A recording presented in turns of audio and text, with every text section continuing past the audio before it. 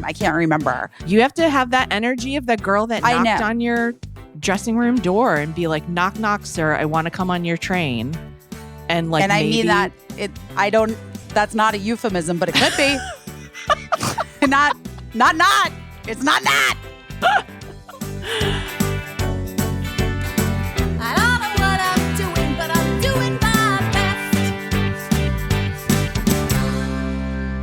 How's it going? Good. I think, you do sound loud. Okay. Or like echoey. Turning it down. I mean, it is very echoey in here. I'm back in the office. Oh, it sounds real. Yeah, it's like, it's really echoey. It's so echoey. When we're both here together, we don't notice it as much. But when but maybe when you're maybe you should go into the sound booth. Is the sound booth still there? And can I tell you something weird? There's like a little sound booth here. It's one of those like soundproof pods that you might have in your office or something, because it's like an open space and you might need to make a private phone call. Something about when you close the door in there, it makes me dizzy. Like it being soundproof makes me dizzy. Does that make sense? No, but I kind of understand. Yeah. And so whenever I go in there, I can only be in there for like 1 minute before I have to like fling myself out the door. And I'm like, I'm going to like puke or faint in here. Yeah. I don't understand it exactly, but I kind of understand. Yeah. It's like the same thing with noise canceling headphones. If the noise canceling is on, but there's no music or sound, I feel like my head is going to like implode. Anyway. But we're back. I'm in New York. We're getting ready to make some shows for QVC. We're getting ready. I took the train across the country. I know. Wait, let's talk about it. How was it? It was really interesting. Like, I think that, you have a romantic idea about taking the train across the country, and it is a romantic idea, but they're very old trains. So like the first leg of my trip from the West Coast was amazing. I loved my room attendant, Pinky. Shout out to Pinky. Wait, that's amazing. She's 75 years old. She's been working for the train company for 45 years. We're neighbors in LA. We found out through chit-chatting, and she was amazing. She was my pal. I made pals with the woman across the way who had also never taken a long train trip. She did sadly barf very loudly one night. Yeah, and like the whole train car heard it because it was really loud, and I just felt terrible for her because like, I think she had motion sickness because it's, it's a train. So, but anyway, she wound up being okay. And then, you have like a roommate? What? You have like a roommate? She wasn't my roommate. She was like across the hall. Oh, okay. So like, which the hall is very skinny. So we could sit in our little individual roomettes and like talk to each other and be like, because she was asking me, adorably, she was like, what's a flat iron steak? Because that was like on the menu. And I was like, oh, I do know what that is. Like, because that was one of the dinner options. So we chatted across the hall. And then, so that was all interesting. And then I got to Chicago and I had to get off because I had like a layover. And I was like, oh, I'm going to explore Chicago a little bit. But it was pouring rain and there was a tornado warning. Oh my God. For most of the time when I was in Chicago. So I was like, I'm just going to stay in the Amtrak lounge. But I was going to try to like go get pizza in the station. And the only pizza in the station was Sbarro. And I was like, no, I'm not eating Sbarro in Chicago. It's so weird. Also controversial, but I don't like. You don't like deep dish. I don't like Chicago style pizza. Yeah. I know. I love Mr. Beef. I love an Italian beef sandwich in Chicago. That's what my friend Ashley Nicole Black was like, get an Italian beef. And get an Italian beef. But I don't know. But then I texted back, but is it really funny? And then our other friend Kristen was like, it took me 7 hours to get that joke. I got a joke about the bear and whether or not it's a comedy. But anyway. Doesn't matter. Going to win the Emmy.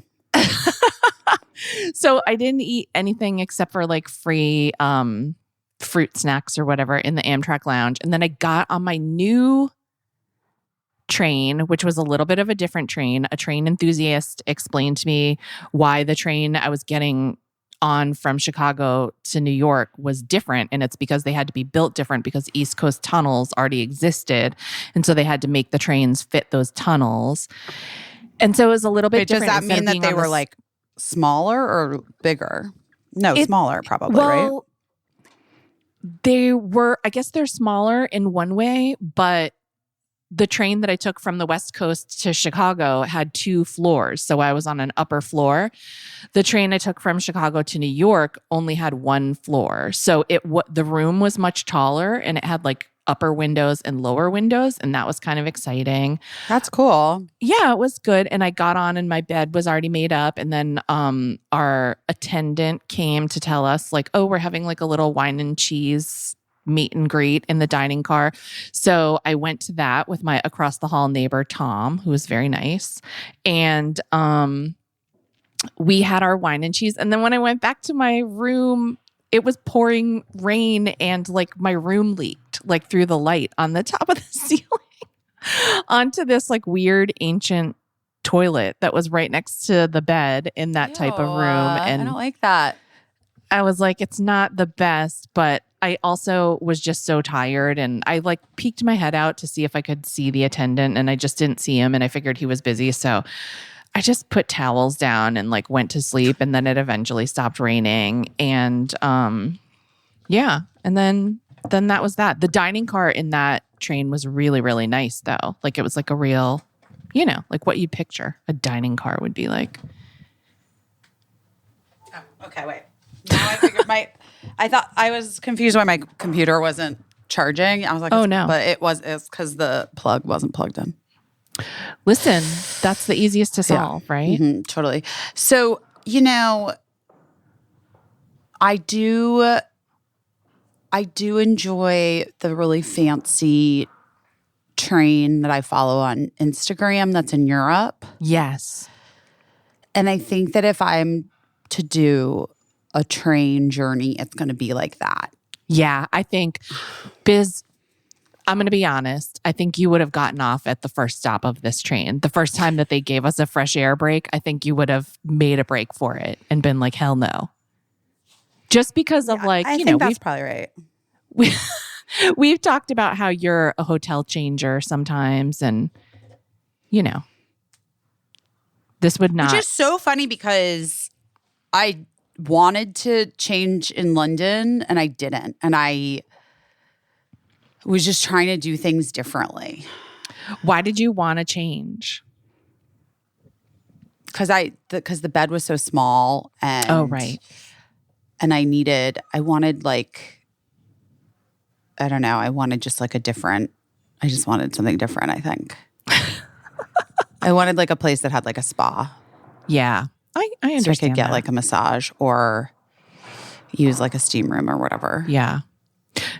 That noise you hear is the crew here building the set.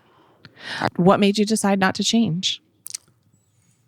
I don't know. I don't know. It felt like it was going to be like a big ordeal to change. Right. Yeah. And it felt like I couldn't wrap my head around it. And I just was like, I'm just here and this is just going to be fine. And I'm just going to have to deal with this. Yeah. And I did. And it was fine. And you did it. Mm-hmm.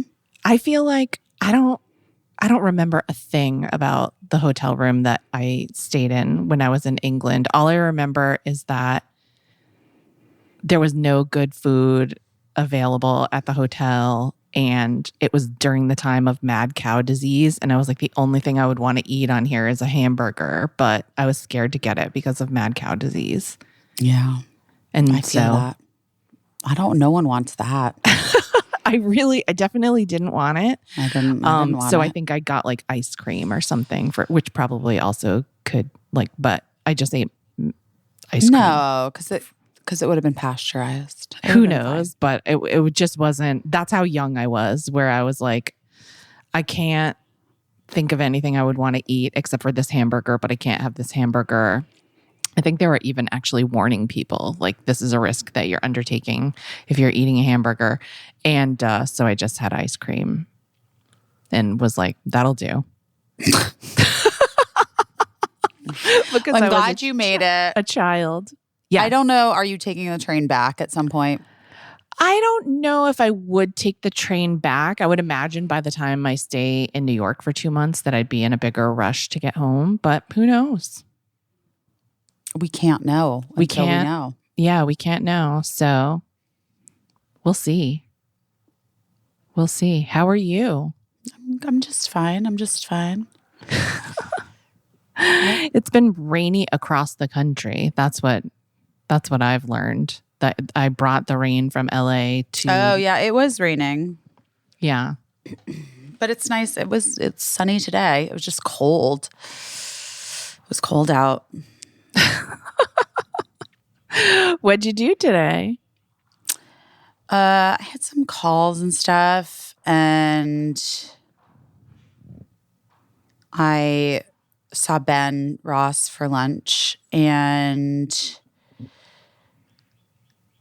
I don't know. I don't know. Not much. I haven't. I don't know. Cricket got back from her trip with her dad, Yeah. and but they got because there were thunderstorms last night, and so they couldn't get back last night. Oh, right. Yeah. So she didn't go to school today. So she got back. They went back to school today, but she did not because she just got back. She couldn't go. She wasn't here. No, thunderstorms, T-storms. I saw them from my residence hotel last night. I just am feeling like a little overwhelmed about things, and like there's just a lot going on, and I'm ready for some good news Yes. Yeah. in the world. And I get that. personally, I'm really ready for good news. Yeah. Yeah. It's been like a weird. I have gotten weird bad news from friends and stuff. I just no. it's just bad things are not great for friends, for people around. I just am. It's hard. It's heavy. I don't know. Yeah. I don't know what to say. Things are heavy, Yeah. People are and going through things. people are going Definitely. through things. I'm going through things, and I feel like I'm fucking done. I don't feel like doing it anymore. I get it. I know everybody's been through a real lot. And it's like, from my perspective, it's like I'm trying to remember that just over the past several years, we've all been through a lot. But some people have really been through a lot because of like whatever the circumstances of the past, just some people have weathered it better than others. It came at a better time for other people than some people. So we've all been through a lot. But then what I see right now is like, I don't know. I feel like I see a lot of putting people through a lot. And it's like, I'm sure it's because everybody has been through a lot, but it's also, it's just like, what do you say about that? Like, I understand that you've been through a lot, and I understand there's like a million things that we need to work on and work out. But then I just feel like I do see some people that I'm like, why are you doing this? What is the reason that you are putting people through things? Like, I never get that. Like, what do you mean? Like, what kind of stuff? Well, you could just anything, like not being as good a friend as you were and like not giving a good explanation for it. I'm just saying examples that I'm making up. I'm not, like just deciding that I have seen people saying like, my friend like dropped me and broke up with me or whatever. And I'm just very confused because we were really good friends for a long time. And so that's a case where I've seen people say that. And I'm like, I'm sure that your friend has been through a lot. And that probably in some way like precipitated them deciding like to break up with you. But also like, it sounds like, I don't know. It sounds like maybe this isn't being done in the kindest way. And you seem really blindsided and hurt by this. And like, that's what I mean. Like, why, even though you've been through a lot, and so that kind of maybe explains like this decision or whatever, it seems like you're then turning around and putting someone else through a lot. And, you know, and I get it. Like, I get that we have to, like, we've talked so much about like knowing our worth and taking care of ourselves and just doing what we have to do to make things right in our world. But sometimes I think like, sometimes, not all the time, because nothing is ever black and white. It's always a nuanced discussion. But like sometimes if making things right in your world is in some way like gonna affect someone else's world, like then I think you have to think about it. I think you have to be thoughtful about it and, you know, just not always be like, fuck them guys, you know, fuck that person, fuck my best friend of 20 years, fuck this. You know, it's just, it's a lot. Like, I think I'm going to struggle to say this articulately because I am very tired from 3 days on a train. But I think that we talk a lot about self-care. And I think that as Americans, you know, people talk about American individualism all the time. And I think that people always have that thing in mind, like you put the mask on yourself first before you can help anyone else. And I think that's like become almost a mantra. But I also think that we're turning to this place where we're like, oh, but also there's a collective of people and that it's like good to do things for the many as opposed to just ourselves. And part of self-care is maybe taking care of your community because there will be a time when you turn to your community and you need, you know, so part of self-care more than we were thinking is nurturing your community so that it's healthy and strong for the moment when you need your community to support you. So I think like for me right now, I'm just noticing a little bit where like that's a change that I see happening for some people, but I think some people maybe are like stuck on the cusp a little bit where they're not getting the connection. Like they want to have a community, but they're still thinking like very individualistically and self-carely.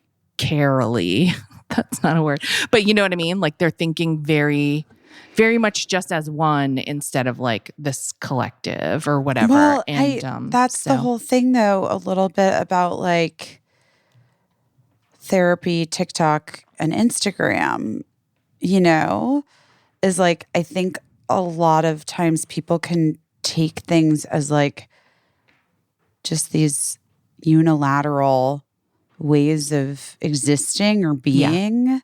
Yeah. And it's like everything is subject to the specificity of the situation and the person. Yes. Yeah. Right? Yeah. But it's weird you say that thing because I actually was talking to someone I know and they were like, oh, I broke up with I wrote 3 breakup emails this week. And I was like, really? Oh, gosh. Okay. Are you all right? Like, you know what I mean? Like, Yeah. huh? Yeah. Okay. This episode of Busy Phillips. What's her name? Caissie? Her name is Busy Phillips. Okay. Her name is Busy Phillips. This episode of Busy Phillips is doing her best. Is brought to you by Wild Grain. Wild Grain, the first bake from frozen subscription box for artisanal breads, pastries, and pastas. The box is fully customizable to your personal tastes, your dietary restrictions. We love them. We love Wild Grain. I love Wild Grain so much. I tell Busy all the time when I see like a box of Wild Grain being delivered in Los Angeles to a customer, that is like a celebrity sighting. It's a perfect win. It's a perfect win. It's like a win. It's a win for all of us. It feels like it. Yeah. Doesn't it? Yes. I get And very getting one excited. certainly is like Christmas morning in my house. Well, they also, in addition to their classic variety box, which I recommend, they recently launched a new gluten-free box and a plant-based box that's 100% vegan. Did we send it to Emily yet? Can we? We have to, yeah. We have to. Yeah. Because it's really great. There's no hassle in the baking because all the items bake from frozen in 25 minutes or less. There's no mess or cleanup. Your house smells like fresh baked pastries and bread. And also the pasta cooks in like 2 minutes. Amazing. So just as a mom, I'm just here to tell you, your kids are hungry. You forgot about them. I get it. I get it. I get it. Yeah. And then you know that hard pasta that's in the pantry, that takes like 14 minutes or whatever.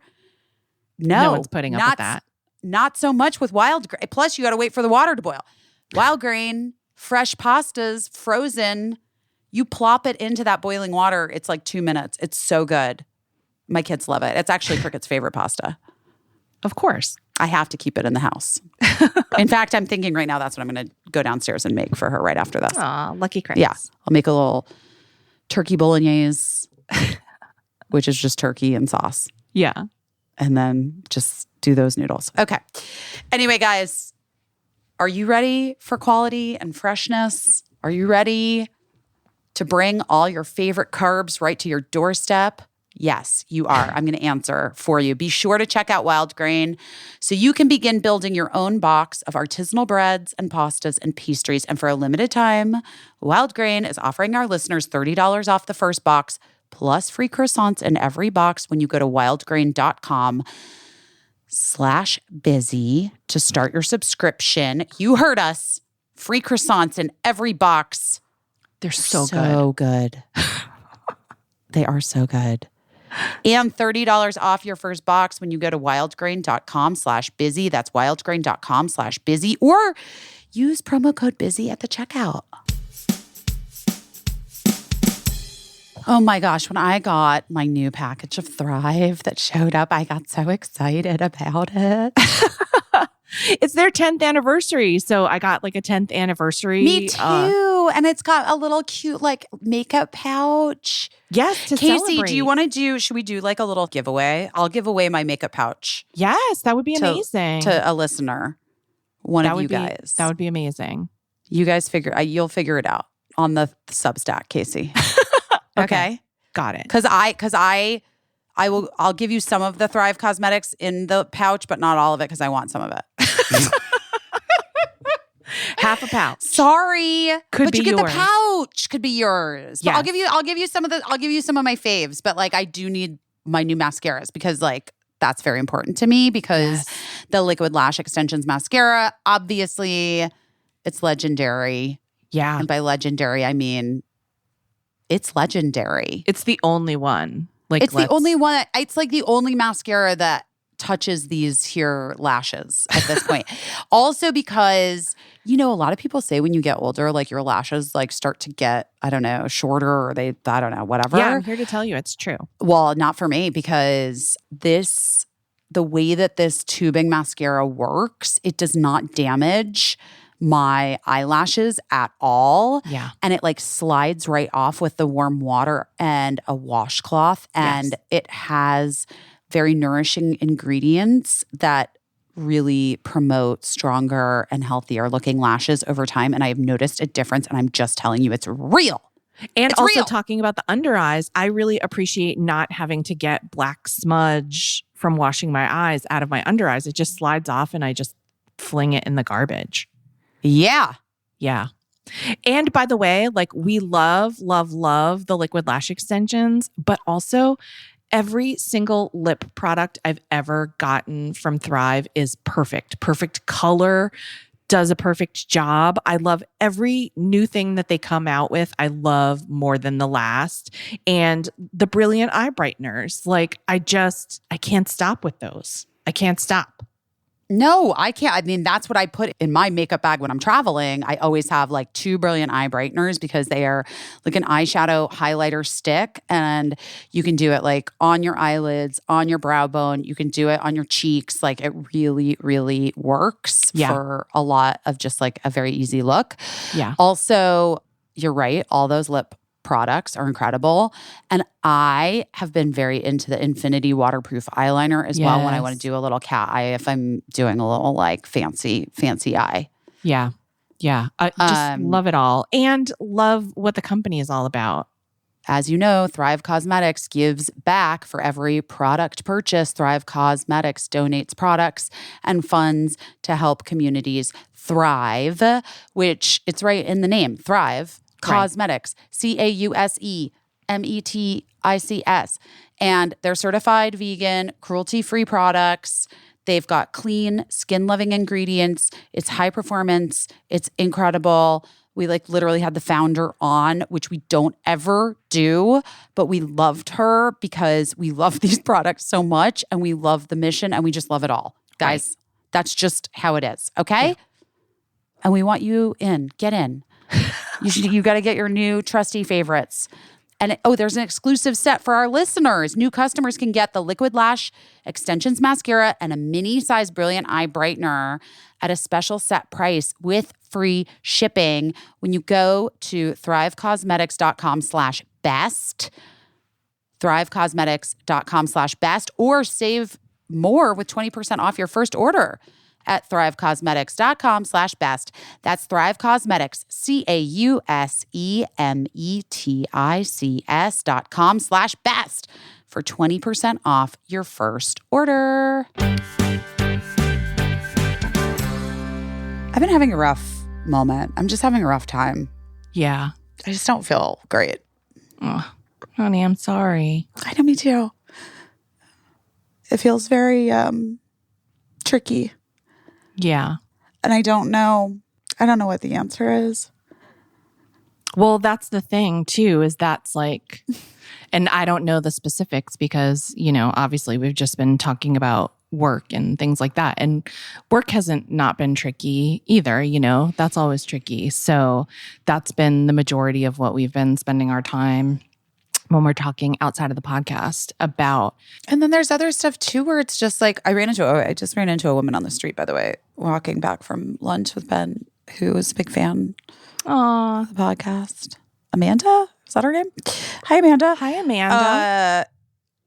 But it's just really sweet. She just stopped me on the street. But like, you know, there's stuff now where it's just like, I don't think I want to talk so much about stuff. I don't want to talk about what my kids are really going through, even though I know that's like just like everything's different in the world. And like things have shifted and I don't really want to talk about dating stuff. Right. And I don't really want to talk about Mark, you know, and like what is going on with him. And then there's like work stuff we can't talk about. Right. Or I can't talk about. And there's the Cory Booker. Yeah. Cory Booker's amazing right now. Thank you, Senator Cory Booker. He's doing something.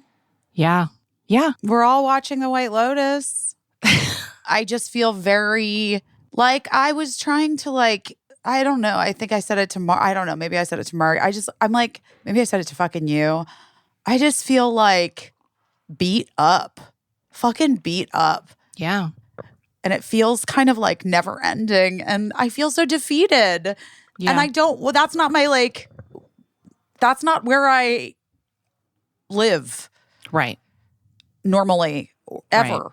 Right. I'm not that. I just don't live in that place. Right. And I live in like a very hopeful place always. And I just am like, ugh. Yeah. I feel really bummed out about the world and this country and my personal life and stuff and career and just fuck, man. Yeah. I would love to just have like, I'm excited for us to start taping our show. We've got some shows booked, which is great. Yeah. That we're taping. But I also am just like, even there's been stuff there we can't really talk about. You know what I mean? Like there's just been stuff. And it's just It's challenging. It's always challenging because everyone in the world has different agendas that they're trying to accomplish. And it's kind of like what I was saying, where you're like, can you just let this be easy? Like, can we just do this in the easiest, friendliest way possible? But I think that, again, like everybody's been through something in this industry. Just this industry has been in pain and it continues, so it makes everything like a little more challenging. And you're just like, oh, where am I going to get the grit to like push this over the finish line or whatever? And I feel like that every time, honestly, like I feel like that every time I get to a point where I'm like, oh my gosh, like, is this happening or whatever? But this time, like, I get it because it's just like the industry's been so rough and like the country's been so rough and I get feeling beat up and, and I'm like, how they say like, fool me once, shame on you, fool me twice, shame on me or whatever. But I'm like, beat me up once, shame on you, beat me up twice, also shame on you. Stop beating people up. Stop beating people up. Stop. Yeah. Stop. But it just, I don't know. And then I was trying to pay as much attention as I could because it was supposed to be like, a crazy astrological weekend of change. It's supposed to be your year, Busy. This is really supposed to be a big year for Cancer. Oh, I know. Yeah. But it's not supposed to start until June. I don't know. I mean, clearly it hasn't. So just FYI, like I'm on board with that at least because motherfucker, if it started, holy shit. That's, not ideal. Not ideal. It's not been ideal.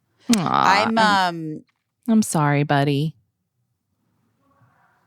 Me too. But this is part of my issue is that I feel like this is relatable. I feel like everyone maybe feels like this kind of. I feel so unsupported. Yeah. I feel so unsupported. Yeah. And like, I feel like I throw money at people to try to get them to support me professionally and personally and like even just like organizing the kitchen or whatever. Do you know what I mean? Right. And I'm just like constantly like, nope, that's not it. Like, nope, that's not it. Right. I'm just on my fucking own. And maybe that's like, obviously that's just life, but it doesn't feel great right now. And like, it just doesn't feel great.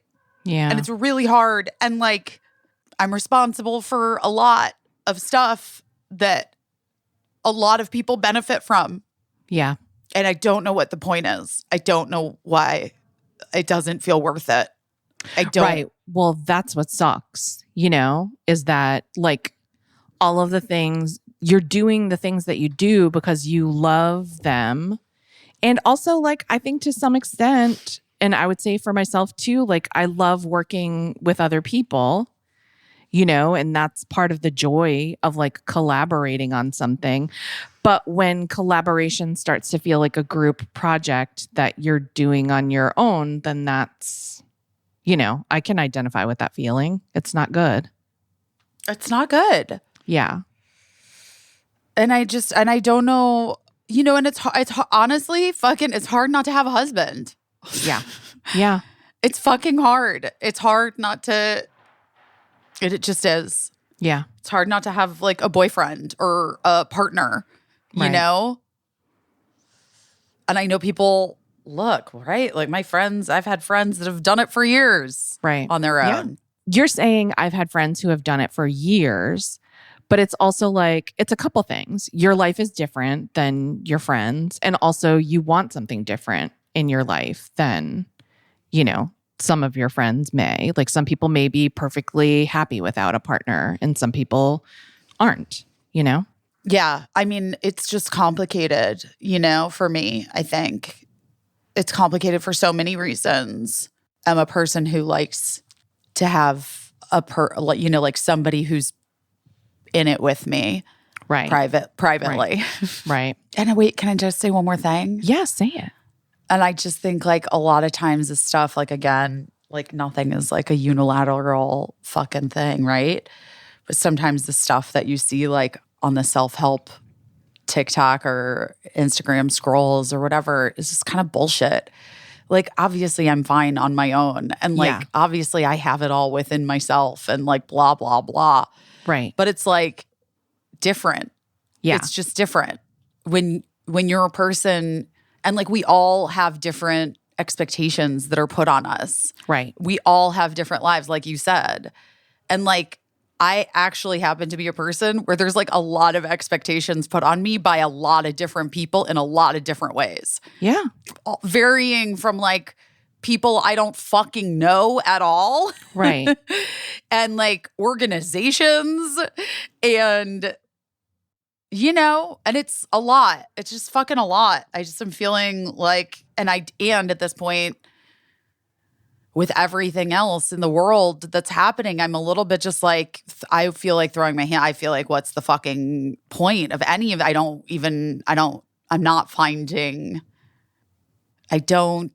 know where to dig deep in this moment. Yeah. I mean, you know what I would say. I mean, not that you're asking, but I think that, I think you do have to be a little more selfish than, like the fact that I didn't fucking go to LA to do Thrilling Adventure Hour last weekend was insane. Yeah. It's like the first time I've ever canceled on anything, maybe ever. Right. But I just couldn't. I'm like this right now, having not gone. Right. Right. I can't even imagine if I had flown across country for less than 36 hours. Yeah. Well, we've talked about this before, like with respect to like requests coming in from the outside, like everything's an amazing cause. You know what I mean? Like all of these causes are amazing. But, I told you like in one of my jobs, we just had criteria where we were like, this year we're working with children's hospitals. We are only entertaining requests from children's hospitals, and so anything else you could automatically just say, this is a pass. It doesn't mean that it's not a good cause. It doesn't mean that it's not deserving, but it's like, you are not responsible. You're not responsible to host every gala in the world. Oh, honey. Yeah. You know what I how mean? many I got on the calendar this month? And it sounds wild to be like, it sounds like wild problems to be talking about because a lot of people would love to go to a gala, but it's just like all of these charity events and all of these things, like it really can fill up your life and it's a lot of work and it's all good work and it's all deserving. It's all, it all deserves attention and time and money. And particularly in this time when so many of these really worthy causes are like losing money, but I feel like for you feel responsible to get up to bat for every organization. Of course I do. I know you do. I know don't you like do. It's like the world owes me nothing. No, I know. And like I owe the world everything. And I really believe that. Like, yeah. And I don't know, whatever. I have this weird career and I've been so fortunate and I have my health and I am able, and I'm good at it. And I can talk extemporaneously and I can host things. Not today. Not today. Not today. You're not feeling it today. But who's your favorite baseball player? No, I don't know baseball. Who's your favorite football player? I don't have no idea. Let's just say Travis Caissie. Is he your favorite football player? He's really fucking good at football. He cannot play football every day. He cannot play in a bunch of charity football games and play in the NFL 365 days per year. He can't. Right. You know, he's a professional and he has people telling him, you only play in the season. And like, here's the times that you play during the game because we need to save you for the important times. You know, that's like athletes are protected physically in the way that I think some of us, you particularly, need to protect yourself mentally by just being like, my season can't be January 1st through December 31st. I can't play in every game. I can't get up to bat in every single game. I can't play twice a day. I just can't. Like, because you are really great at talking extemporaneously, or you're really great at like performing a script. But it's like, if you never get to like stare at a wall and just like let your brain plump back up again, you become not great at the things you were really great at one time. You know, you just like, that's why people always say, oh, it feels good to get back in the saddle. You know, like when they've had a break from something and they thought like, maybe I'm never going to do this again, you know, and then they're like, get another opportunity to do something. And they're like, it feels great to be back in the saddle. You never get out of the fucking saddle, you know? And you know what they say about that? You get saddle sores. And right now your ass hurts because you've been in the saddle. It really does. My ass hurts too because it's been on a train, but Such a wild call, but I'm into it. But I also know it's hard for you because I know it's hard for you to say no. I know it's hard for you to say, you know, maybe next time, you know. I always say, this sounds like such a great thing. I absolutely cannot do it. Good for you. You go, and I'm cheering you on, but I shall not be there. And people understand, you know, I think, like, I'm sure there are people who won't. But it's just like, yeah, you're in a time right now where you got to take care of yourself too. And, you know, I just started off this podcast being like, I think people might be a little too self-carey, but I think you're the opposite, you know? I think you're like maybe not doing the type of self-care that you need to do, or like the self-preservation that you need to do. It's not even like, you're not asking to take a bath with a bath bomb. I think you're asking to like let your brain cells regenerate. It's why you get a break after exams in school, you know? Yeah. And your mom flies you to the White Lotus Resort and then you get stuck in a shooting. Oh my God. I still have missed the last 10 minutes. I tried to watch it last night and I've passed out. So I have to get to it tonight. Oh, the last 10 minutes are okay. They're pretty good. Okay. All right. Did you see I the was Carrie like, Coon scene? huh? Did you see the Carrie Coon scene? No. Like the best scene in the thing, I think. No, So I have good. to, all the good stuff. I was watching the whole episode being like, the good stuff is all going to come in the last like 10, 15 minutes. I mean, you know, I'm not caught. I didn't finish Severance. That's where I'm at. So, okay. So I need to do that. Yeah, you definitely do. And I wanted to start the studio, but then I was like, I don't know. I'm having like work feelings about a lot of things right now. So I'm having a hard time. It's hard Which to watch it happens things, right? sometimes. Yeah. Huh? It's hard to watch stuff sometimes when you like know too much about what went on behind the scenes, or like, No, my thing is actressy right now. I'm feeling weird. Like jobs wise. yeah. Like I'm a little bit like, I don't understand why you wouldn't just offer me that part. You know what I mean? Like, Yes, like a little bit. Yeah. On some things. Yeah. And yeah. And like, no, and like we talked about White Lotus. I didn't audition for White Lotus for a myriad of reasons. And that wasn't happening. But then still I get like weirdly like, ugh, you know, it's hard. Yeah. For me sometimes. As an actress, it isn't actually a place I live in the majority of the time as an actor. I would say like it's actually very rare. Yeah. And I think it's just like, it's a combination of like a perfect storm of a bunch of different things that like are all making me feel this particular way right now. Yeah, I get What that. else? Glow by Beam. Getting those Beam glow. Glow Beam. Let's talk about something that it seems like everybody's just always ignoring, which is our hormones.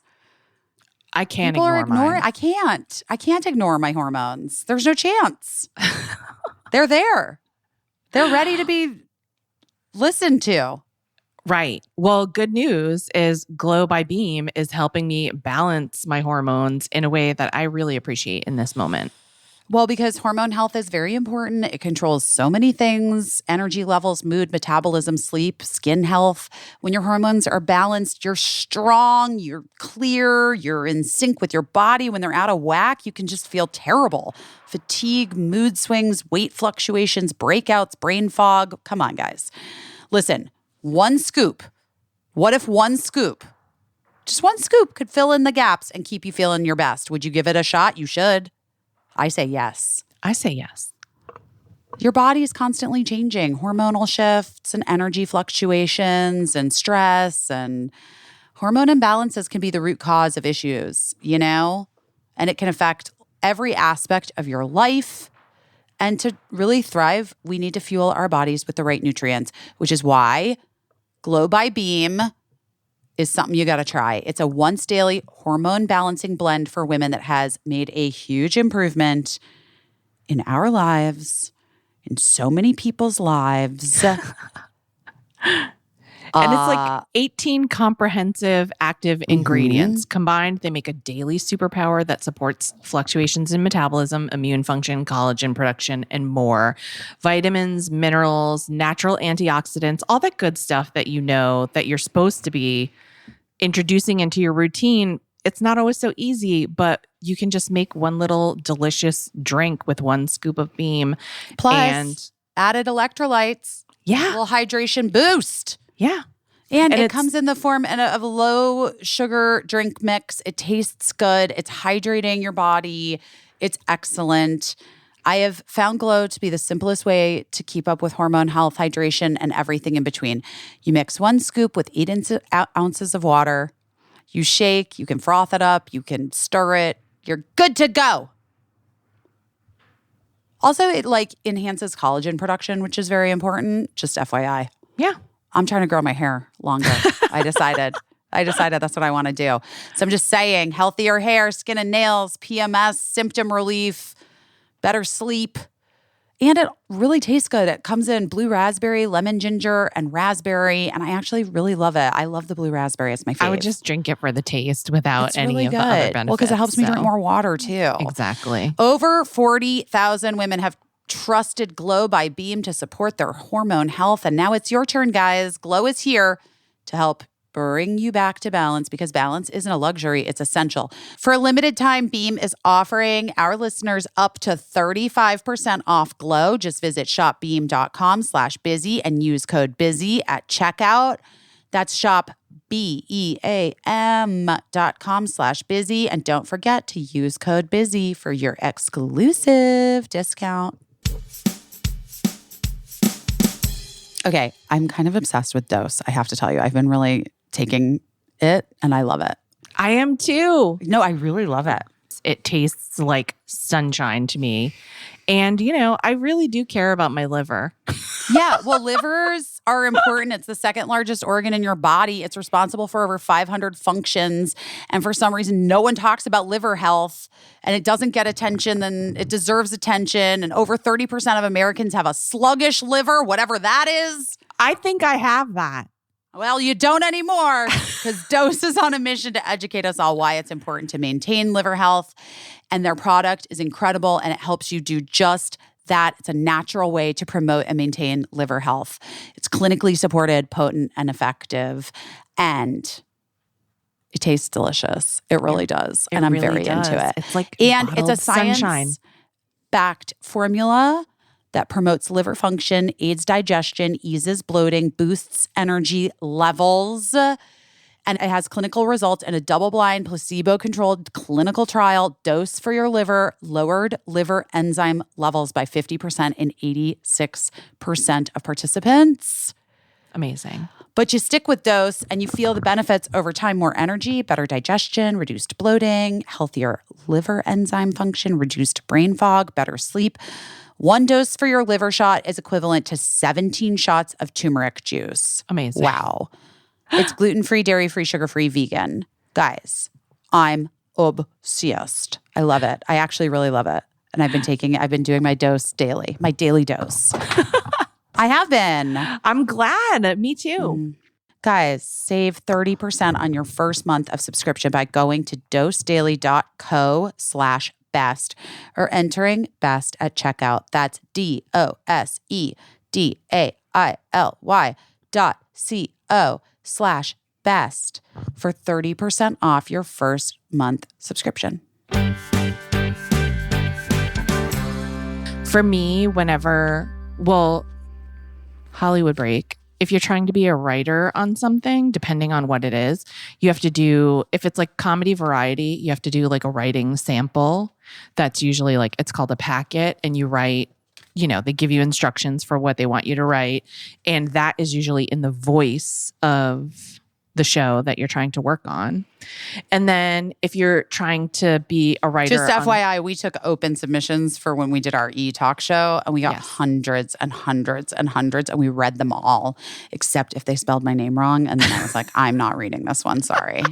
Someone else can do it. This is my fucking talk show. Even one person we did meet with, and you were like, you spelled my name wrong, just FYI. Like, you should pay attention to those details. I did. That's right. True. I did.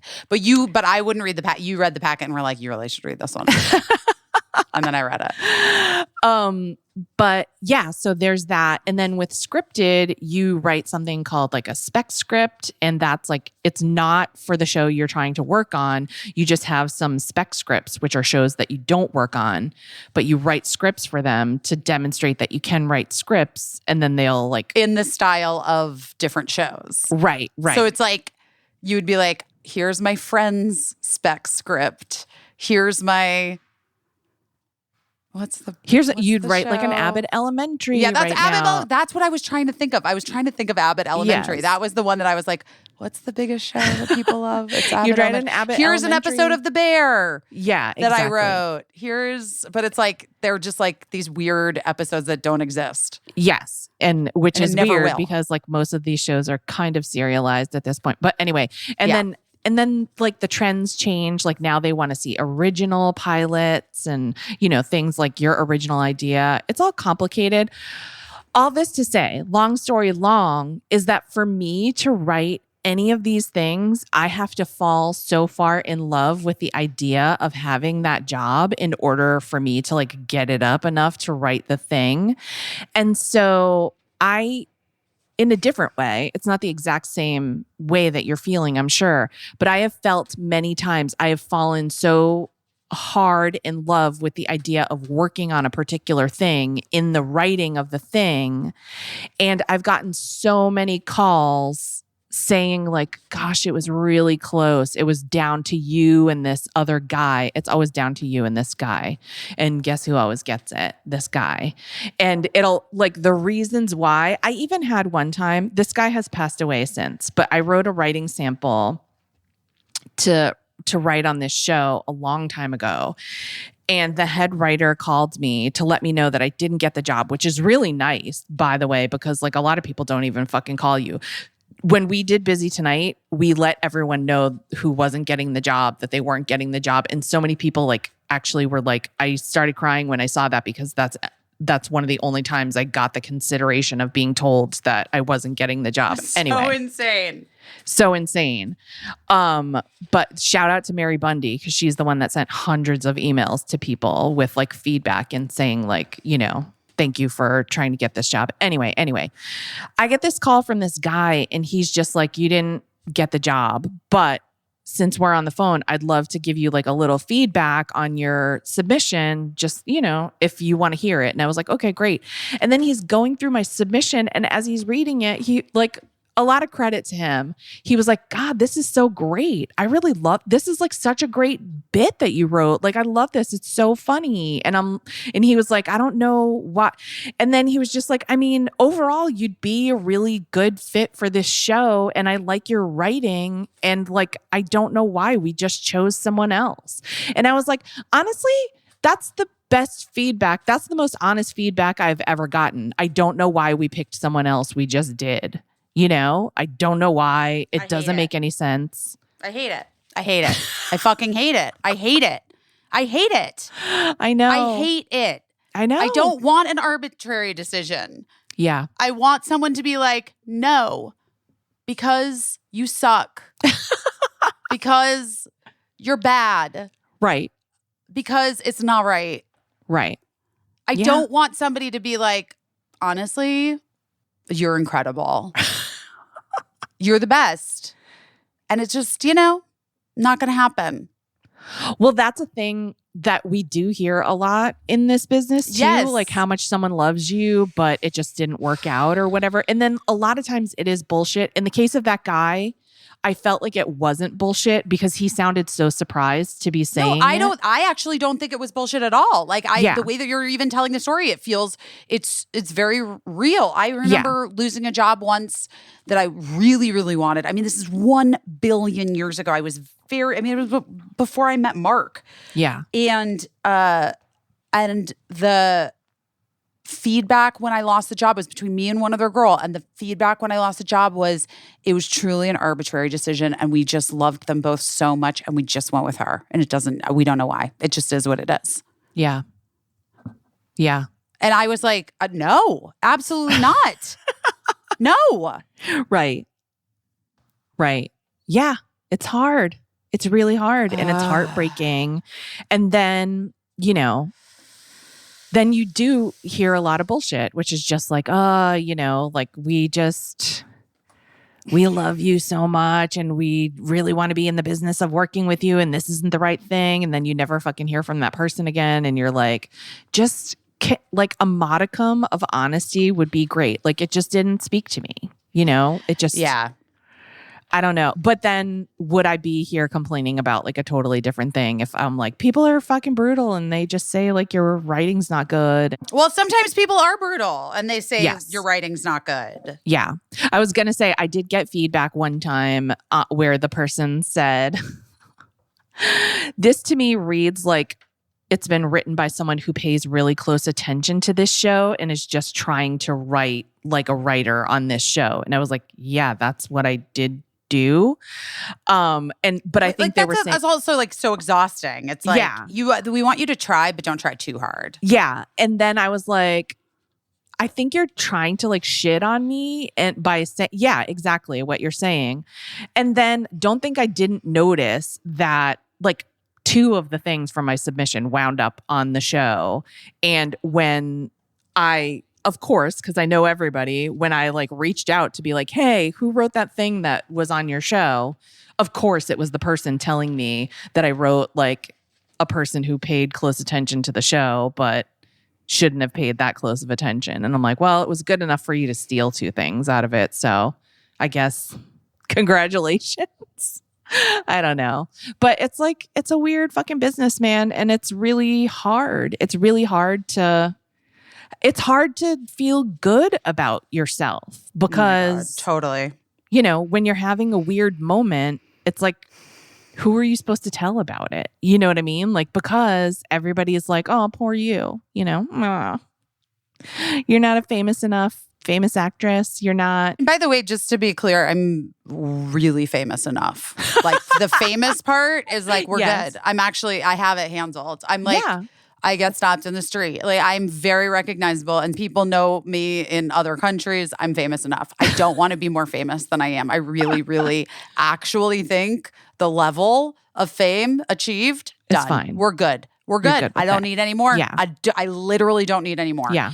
What I do miss and what I like is the thing that I like do for a living, which is that I like doing the thing that I do for a living. Right. And the problem is like you're beholden to a bunch of shit that like you have no control over in getting those jobs, like, Right. and doing the thing. And like, sometimes I'm like told I'm getting jobs and then I don't get them for reasons that feel insane. And like, that happens a lot. That A happens not that long ago on an acting job that I was really, really wanting and thought Right. I could get. Thought I was going to probably get. Was told I was probably going to get. I mean, if you ever tried out for a play in school, you know, like think about that. Like think of when you all go up and look at the paper to see if you got cast in the school play and you're very nervous. And then like maybe you got in the play, but your friend doesn't see their name there. And then they like walk away in tears and like it's a, you know, school-wide scandal drama. That's the real drama club in school. But like, yeah, this business is like just doing that over and over and over again. Like it's just kind of, you know, opening yourself to the possibility and the hope that like it's going to work out this time. And, you know, like I said, like falling in love with the idea of doing something so much so that you can like bring it and just do the most amazing job that you are personally capable of doing. That's the hope, right? And then, you know, you don't find your name on the list for whatever reason. And it's just over and over. And it kind of, you know, it messes you up sometimes. And it sounds like you're in like a period where it's like kind of messing you up, you know? Well, it's hard. I was like trying to explain it to a friend of mine who like hasn't really gone through this with me because I'm very able, generally speaking, in the last like couple decades Yeah. of this fucking career. Well, like the last decade at least. I can't believe it was been 10 years this week. It was 10 years that Cougar Town ended. I know. I know. can't It was believe it. so crazy. Yeah. But like, especially this last decade and even before that, like I really wouldn't get too spun up about this stuff. Like it Right. just was kind of like, okay, well, I'm just a firm believer in like the jobs that are your jobs and Right. the ones that aren't, and that's okay. And like we all have our own paths and blah, blah, blah. Just like that's how I've been doing this since I was 19, and I've always had to like, since I was like in my sort of middle 20s. Yeah. Because otherwise I was like, there's no way I'm going to have any longevity in this career if I'm going to be constantly like compare and despair. So I will self-destruct. It will ruin me. Yeah. And so I'm like generally pretty great about it. But like I really just had this like moment.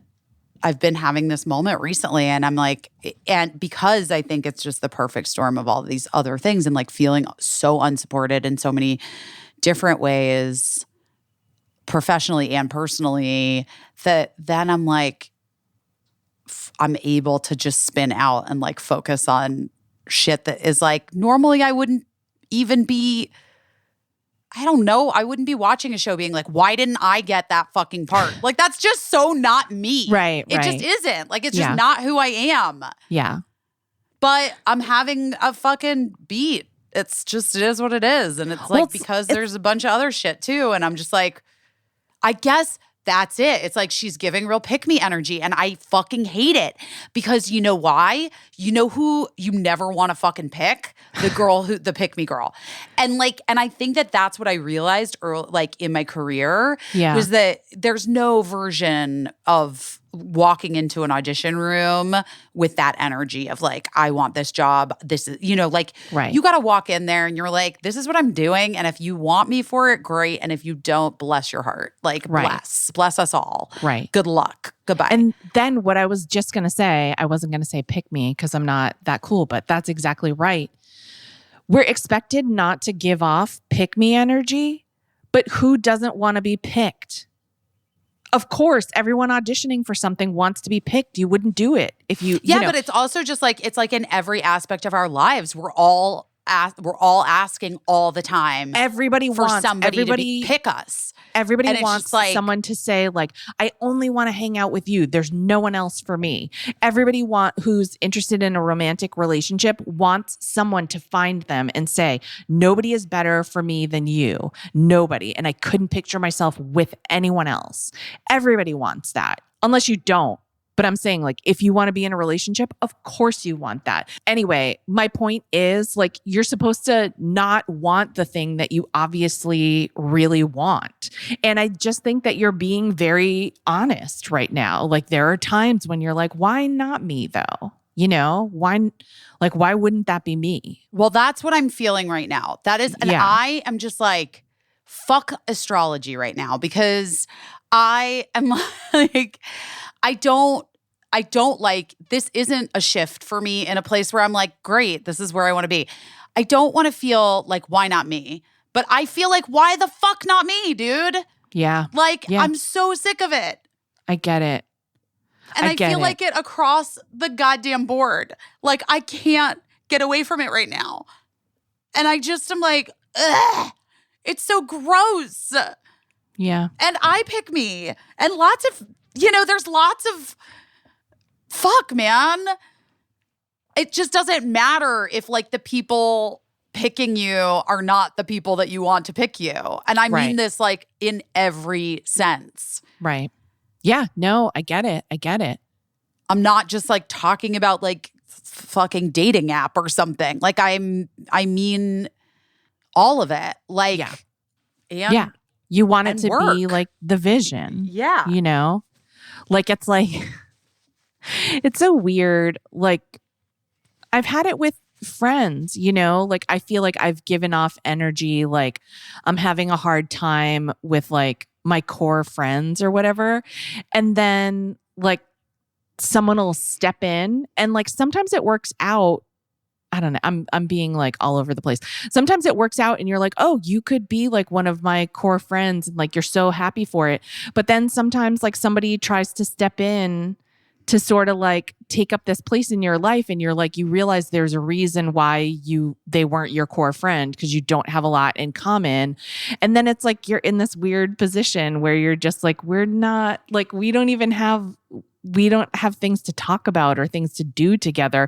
And you don't want to be mean about it or whatever, but it certainly doesn't make up for, even though it's very nice and it's a very generous gesture, it doesn't always make up for a distance that you're experiencing with, like, In other ways. Yes. With someone else. Right. Like, you're aching for this friend that you loved so much and you can't figure out, like, why it's not working out.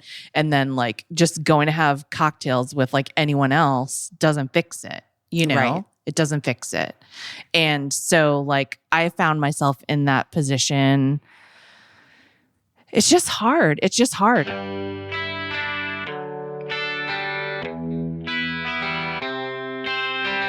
Some days it just feels difficult to wind it all down.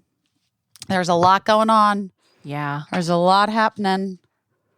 And that's when I like to reach for my THC gummies from Cornbread Hemp. Honestly, I've been looking for, like, a healthier way to have a happy hour without feeling terrible the next day. Right. Right. And the THC gummies from Cornbread Hemp are perfect for that because they're America's only USDA organic THC gummy. They're made with real THC and organic ingredients. There's no synthetics. They're 100% legal. They're shipped directly to your door. They're perfect for unwinding and kicking back and enjoying the moment without alcohol, without a hangover. All of the products are third-party lab tested for safety and purity, and they've got 2 delicious flavors to choose from: Blueberry Breeze and Blood Orange Bliss. I like them both, but recently I've been into the Blood Orange. I'm not going to lie. Okay. Yeah, I really enjoy it. All right. I'm just saying, right now, guys, Busy Phillips is doing her best. Listeners can save 30% on your first order. Just head to cornbreadhemp.com/best. Use code BEST at the checkout. That's cornbreadhemp.com/best. Code BEST. Cornbread Hemp. Guys, this is the good life. I've been thinking so much about the Barbie speech lately, about, America Ferrera's Barbie speech about what we're supposed to do. And you're not supposed to be too much this and you're not supposed to be too little this. And like, I keep seeing it with people are like, where's Kamala Harris right now? And I'm like, she fucking tried. She gave it her all. The people said no. What is she supposed to do? She's not elected. She's not elected. I still get emails from her every day asking to donate some money. I don't know. Like, I actually think if she came out and like tried to rally or something, like that might be harmful. I don't know. I don't know. I don't but either. Also, she didn't get the job. She didn't get the fucking job. No. Can you imagine if you didn't get the part and you just showed up to the movie set? Who did that? Sean Young? Well, yes.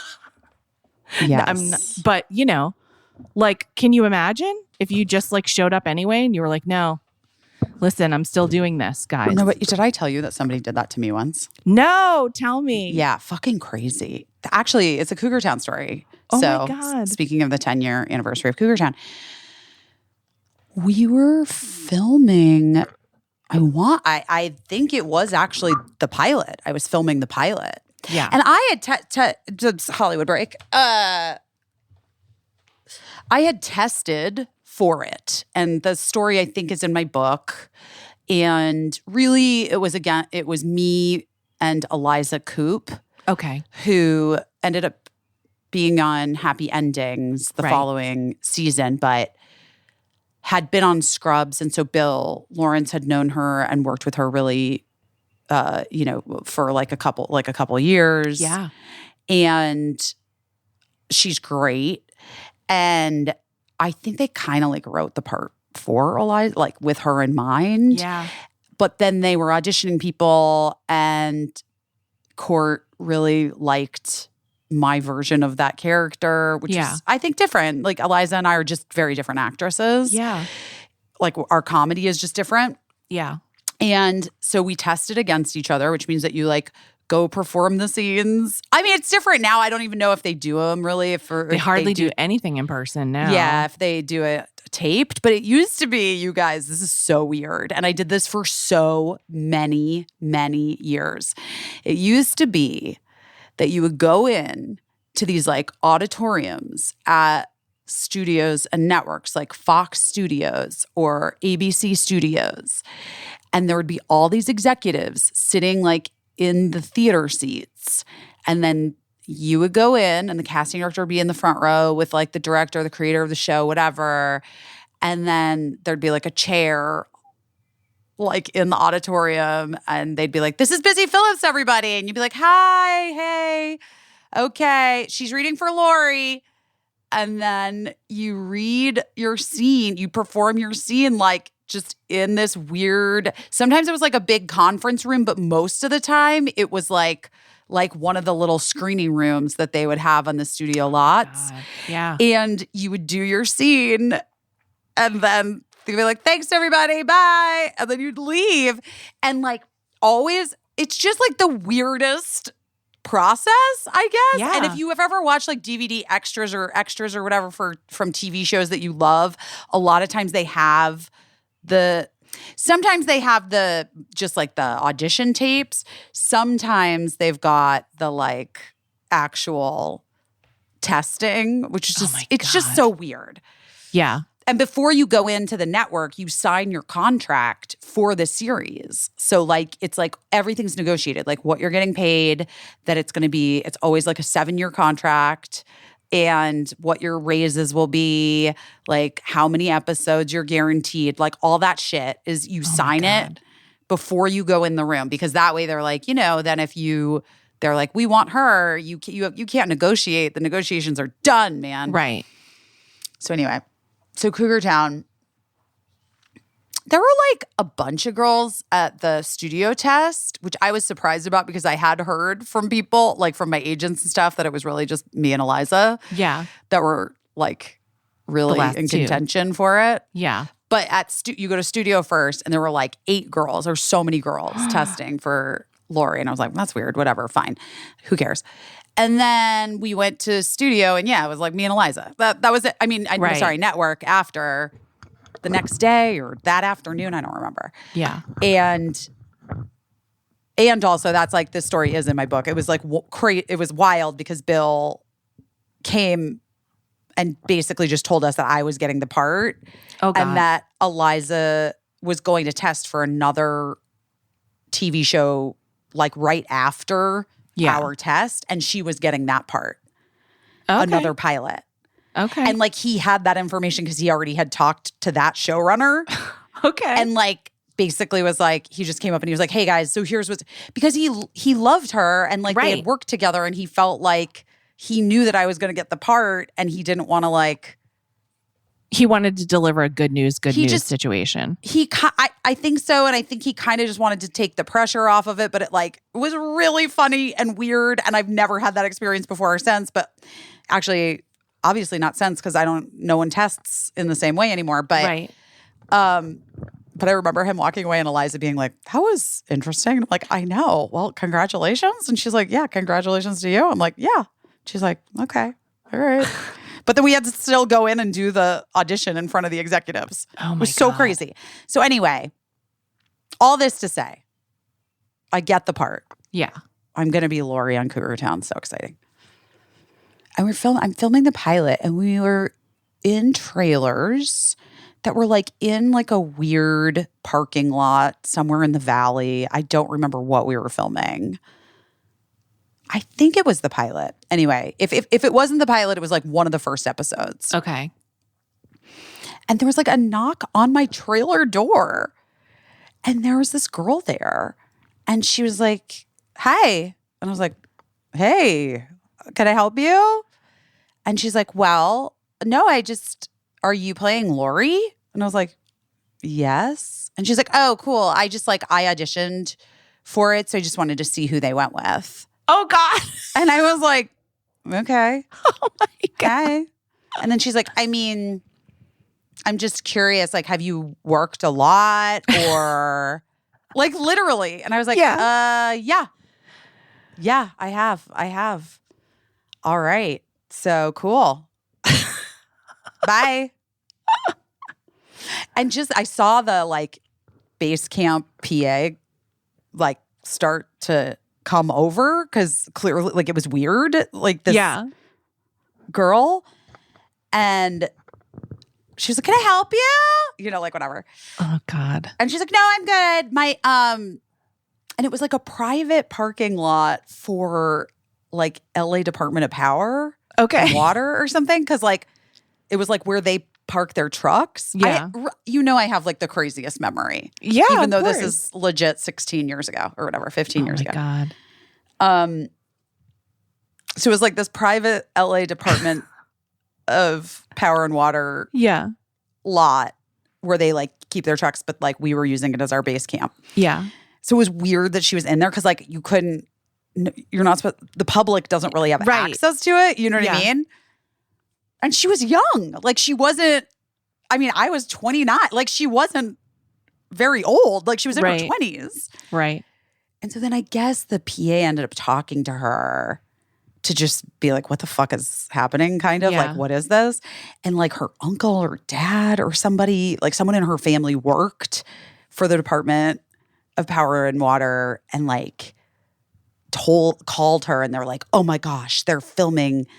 She must have just like really thought she was going to get that part for some reason. I don't even know. Listen, it was so weird. Talking about you sitting home and being like, why didn't I get that part? That bitch did something about it. Honey, she did something. She majorly did something about it. But it was didn't also result just, like, in anything good. No, but it was so confusing because also it's just like, that was I told you the whole testing part first because she wasn't up for the fucking part. I know the other girls that were there. Like I could like, if I really like dug deep, because I have such a good memory. Yeah. I could really like remember almost all of the girls that were like at studio and then at network, it was just me and Eliza. Yeah. But like, I would never, ever in my life say I was up for a part on a TV show if I didn't go to studio and network for the Oh my for it. God. Like, that's just not how it works. Like, you're not up for something unless you're fucking up for it. She maybe didn't even know how it worked. Well, Maybe I know, you but know. then I was just like, what are you doing? Why are you coming to my like, it's so weird. She told you she wanted to see. She wanted to see who got the part instead of her. Well, I mean, think about it. Like, we're talking about like falling in love with the prospect of doing a job.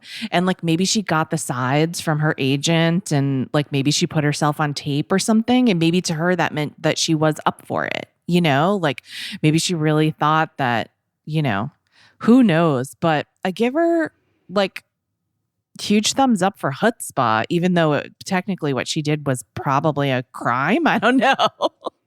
Well, it was certainly a little bizarre. When I worked for Dave Letterman, I don't know why this was, but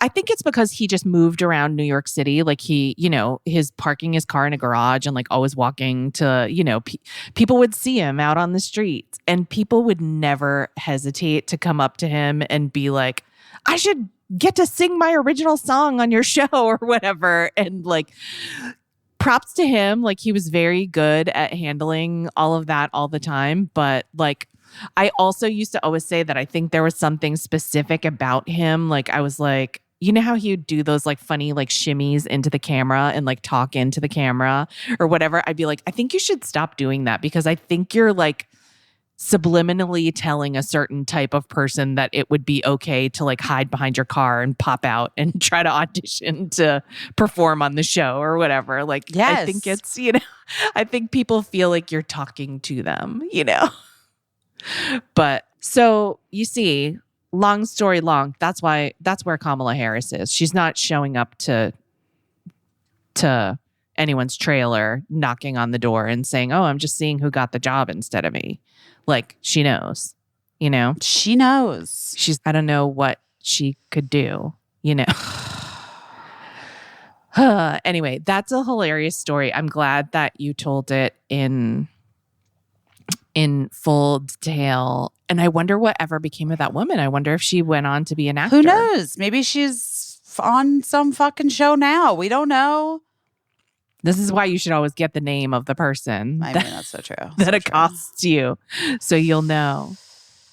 It's true. It's true. I really should have. But no, I mean, I don't know. It's not easy. Yeah. I know it's not easy. It's not easy. It's never been easy. But I mean, I will say, like everybody who works in entertainment, not everybody, but I'm saying for the most part, I think that people are very, very aware of the privileges and the benefits to what they do. Mm-hmm. All that being said, it is one of the most probably psychologically damaging careers that you could choose. No, for sure. And people talk all the time about how much we have to protect child actors or actors who are children, as our friend Heather Matarazzo likes to say, how much it's necessary to protect these children that do anything in the business.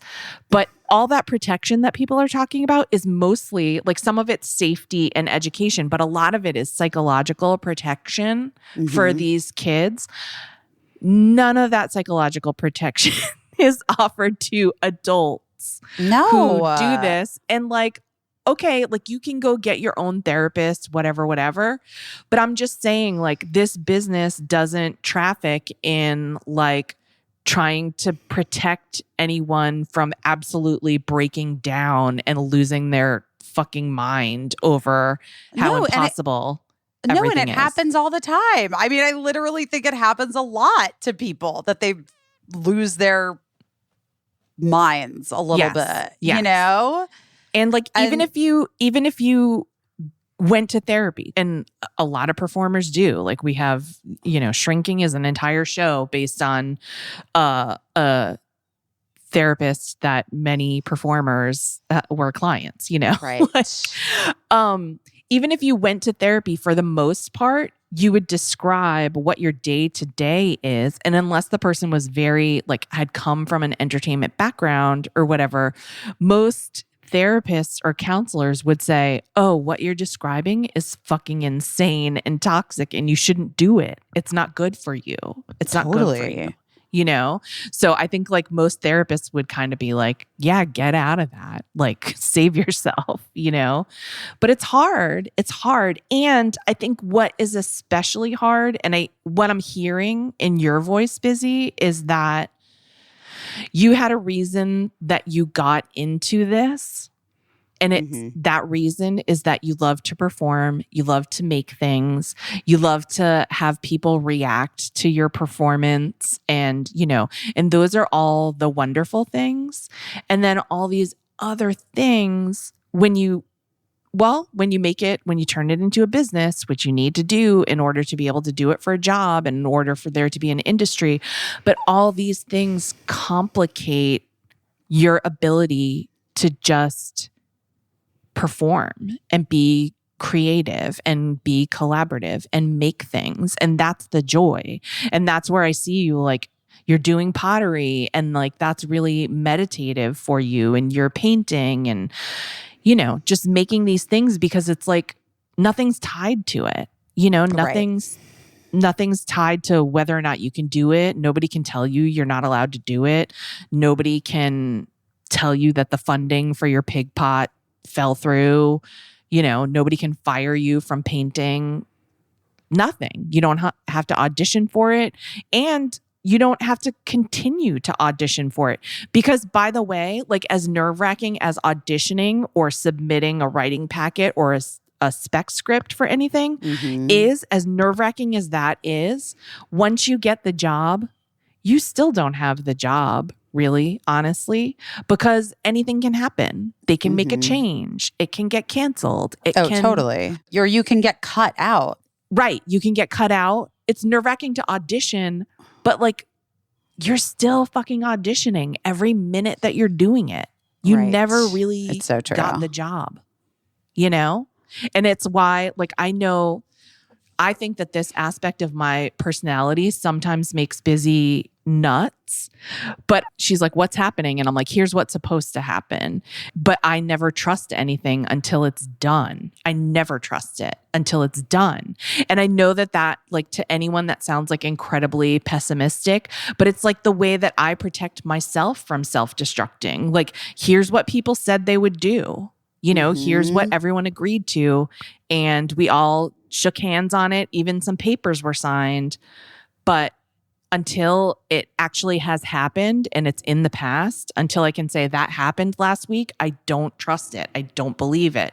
Just because, like, you know, because anything can happen. Yeah, no, exactly. I mean, because anything could happen. Well, but that is true. I mean, especially in this business, anything can happen.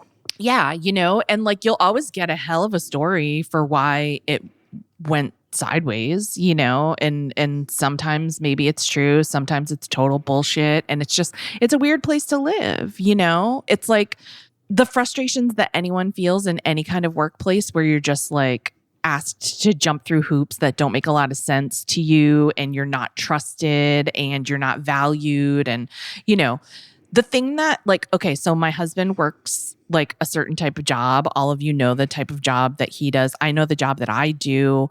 I know the job that you do.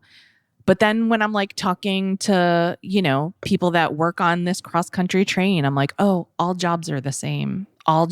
Like, whether you're a teacher or a lawyer or, you know, they're all the same, where you just... There really isn't any type of security if you're being honest with yourself.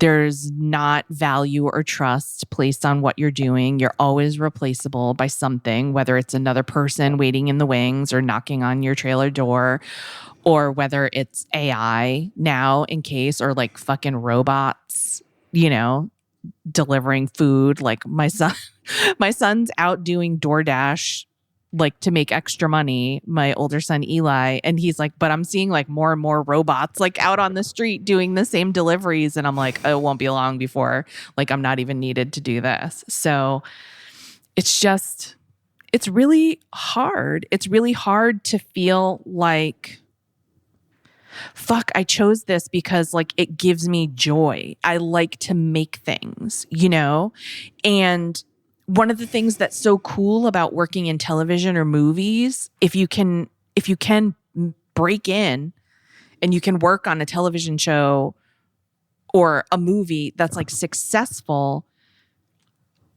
the coolest part about that is like so many people get to see what you did. And that's like why you did it, because you want people to see the thing that you made. But the hard thing is that, the alternative is to make something sort of on your own outside of the system and then hope that people will see it. But when there's no machinery behind it, there's no guarantees for that either. So then you have to ask yourself, and this is something that my husband like struggles with as a writer. Like he writes and writes and writes and writes. And if someone wants to make a book out of your short stories, amazing. Some people will get to read it. But if people don't want to and, say no, like not this time, like what are you going to then do with those short stories? You're going to like email them out to people? Maybe. But like, well, now at least you can. I mean, now there's like more options, right? Yeah. So, it's just like, it's a weird thing. And then on top of that, we all have things that like, well, you have things that you get your heart set on, like I remember when Netflix was first a streamer, and like I was working on a show where the TV show got canceled, and I was like, we should get a meeting with Netflix because they're like they're going to have this thing called the streaming channel, and they're going to give people money to make shows to put on it. And, somebody that I loved said like, I don't want a show on Netflix. I want a show on television, and I was like, we didn't know, We didn't know. We didn't know. Everybody's going through it. And I bet a lot of people are feeling like you're feeling. Wait, have you read the book Maybe You Should Talk to Someone by Lori Gottlieb? No, but we've talked about it on this podcast before. Okay. I started reading that on the train, and it was, it was really interesting. I don't think this is a spoiler. Haven't finished the book by any means. Perhaps never will, if I'm being honest with myself. Not for it not being good, just because like I'm distracted. But I do want to say, like, what's interesting about the book is that she's a therapist. And so she's talking about a lot of, her work as a therapist, but then also her need to see a therapist when this guy breaks up with her. And, and she's really honest about what the reason is. She's saying like, here's all the things that's amazing about this guy. And then one day they're buying movie tickets for the weekend to go see a movie. And then all of a sudden the energy just shifts in the conversation. And she's like, hey, is something wrong? And he's like, I don't want to live another 10 years with a kid in the house. Because his kids were going off to college and her child was 8. And she was like, we were just talking about like living together and like and you were telling me how much you love me and we're buying tickets to go to the movies. And this guy was like, I do love you. I also don't want to raise a kid for another 10 years. And she was like, I thought we were going to get married. And he's like, I do want to marry you. I just don't want to be a father to another kid for 10 years. And it's like, these are the impossible situations that life presents us all the time. These are like what was she supposed to do? I'm sure what he was saying made perfect sense to him. And it was, and it was very honest in a way, although like, I think it's also avoidant never to bring up that but he was saying like, well, I was seeing like if I could handle it. I was trying to, it's just like, it's fucking impossible. It's all impossible. And if you can like work it out with someone, you're so lucky. Like I know I know how lucky I am to like be in a marriage with someone where, after a lot of work, we've arrived at the same page. But that being said, like what's on the page right now isn't my favorite, and like my husband and I are really like in it together, but we have stuff going on too that I'm just like, I did not see this coming and I do not like it at all. And like, I am powerless to maybe do anything about it. And I'm so glad that I'm going through it with him, but it doesn't mean that it's not heartbreaking. It doesn't mean that it's, it really sucks. Like this, whatever. I don't mean to be like, I'm like vague booking like your cousin does on Facebook. It's because what I'm talking about is someone else's story to tell and I don't want to tell it, but it does really involve, it involves me, it involves my husband. And like, I just, there's nothing to do but to just fucking live with it. And I don't think there's anything we can do about it, but it's also our life. And like, I'm glad that my husband and I are like going through this together. Like he's who I would pick to go through anything with. Right. But also like, I really didn't want to be like additionally miserable about something together, which sucks, I know. I do. Trust me, I fucking do. I know. I know actually you do. Yeah, I know. get it. I know. Ugh. I know. Are you guys at home feeling the same way? Why didn't the astrology deliver us? I don't know.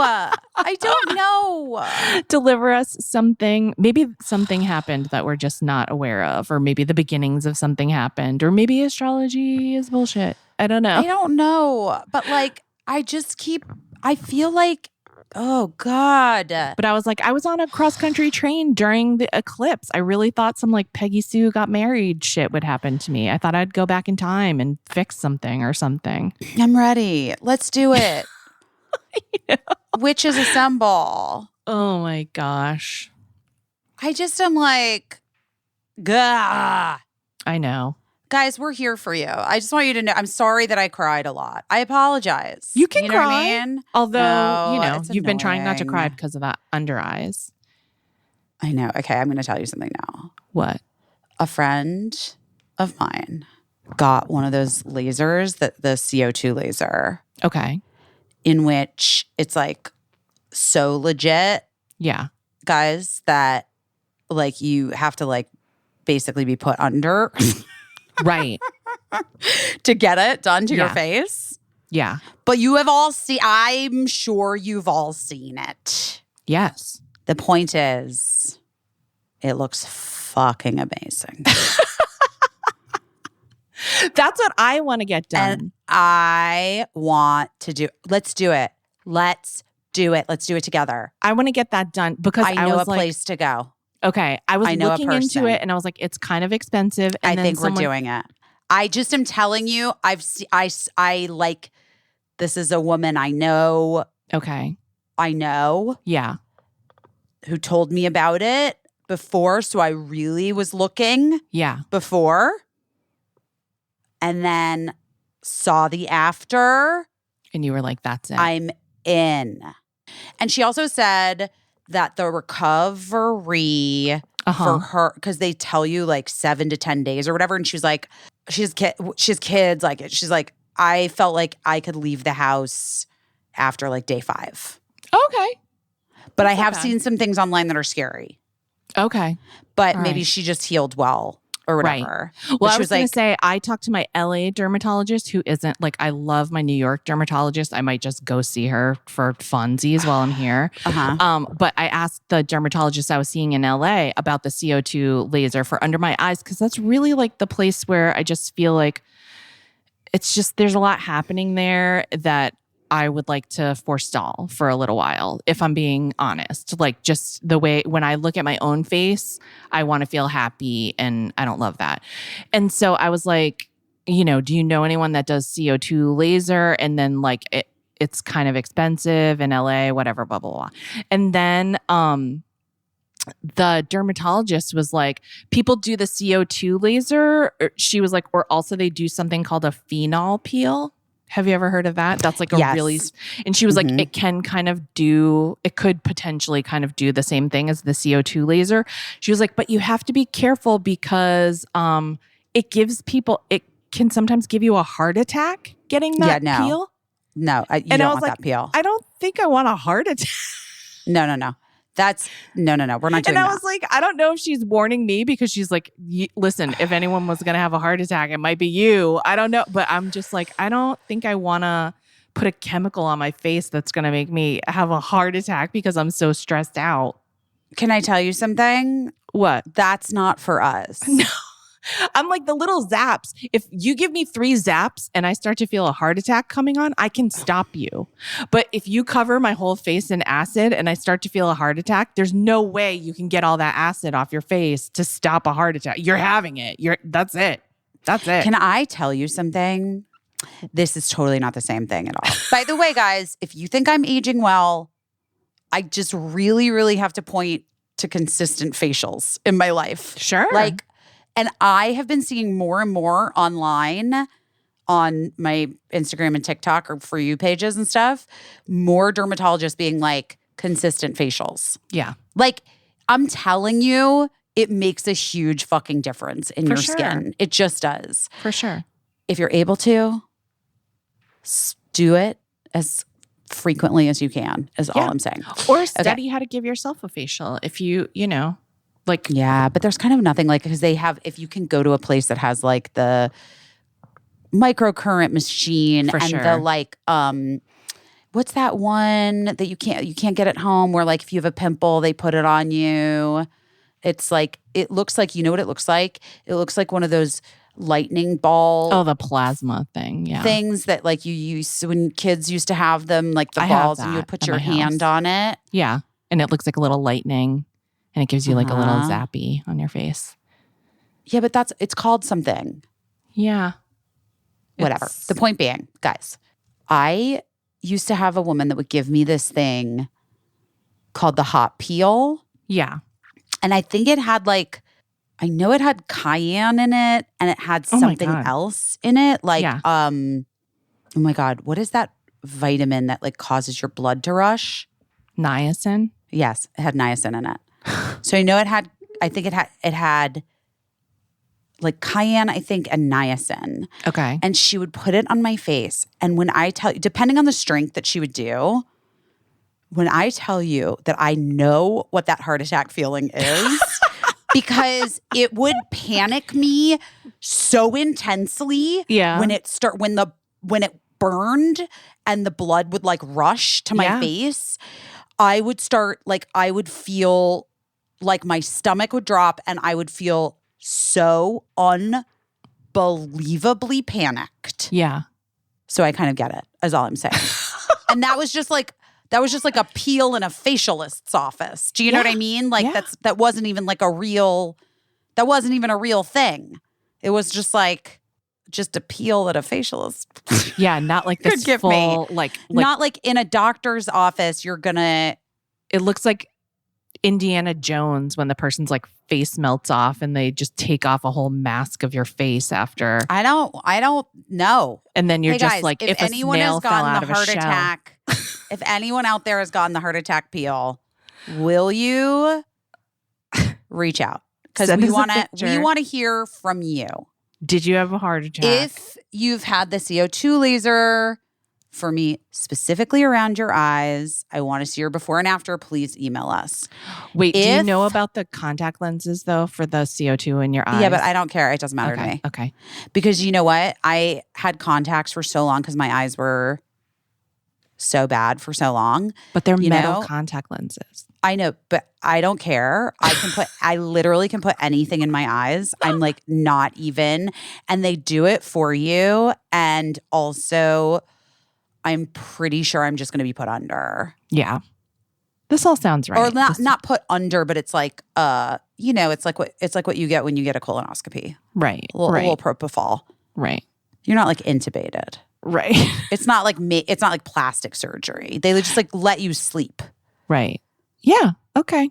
I'm in. I want the CO2. I think we should just do it, Case. Maybe we 'Cause I should do it just- on TV. We should do it on TV. I'm kidding. I've just lost my mind now. Some TV. What? One word. What are you doing your best at this week? Nothing. I'm fucking sucking. It's some terrible drinking. I don't know. Drinking my problems. Don't drink your don't- problems. That puts them back in. Right. Drinking too much, creating new problems because I'm drinking I don't know. I did my best at talking to my mom on the phone this Aw. week. I talked to your mom too via text. Oh, Is that Well- is that weird and rude to say? Like you said, you talked to your mom on the phone, and I'm like, I talked to her too. Like she's your mom, not mine.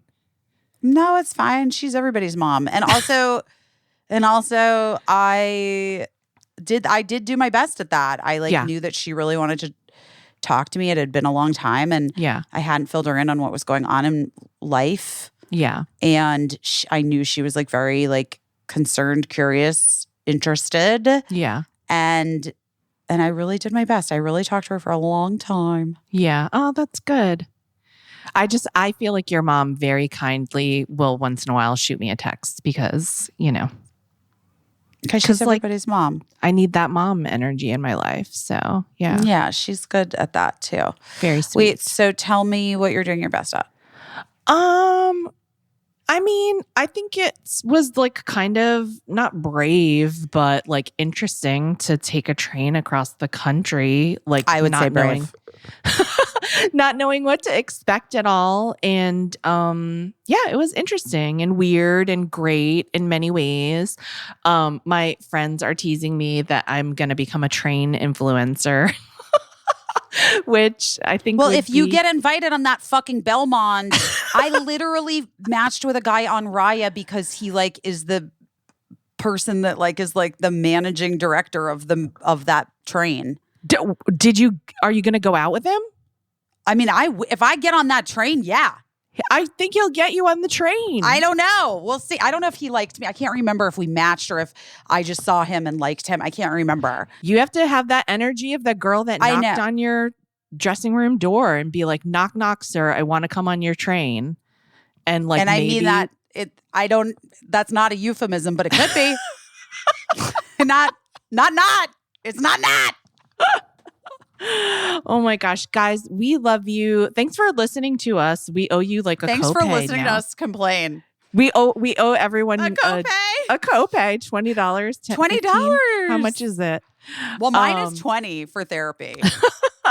But I only get, mine, I do get it covered. Yeah. You only get, I think you only get 5.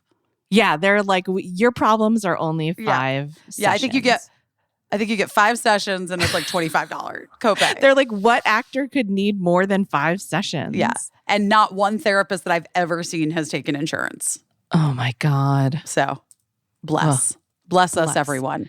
But I got to be honest with you. At a certain point, I was like, is the 5 sessions at $20 worth it? You know what I mean? Yeah. Yeah.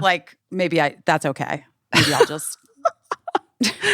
Oh my gosh. Okay. Well, we love you guys. We'll talk to you soon. We're doing okay. We promise. And by the way, the reason I say thanks for listening to us is it helps. And I hope that it helps you guys too, to be oh, I understand what you're saying. I've felt that. I feel that. I think that's kind of where we're all living right now. And if it wasn't relatable to you, you probably turned it off by now. But I'm guessing that it's probably pretty relatable to a lot of people. And that's why we love you. And if you made it appreciate- this far, you got the train joke. So we will talk to you next love week. you. Bye. Bye. I don't know what I'm doing, but I'm doing my best.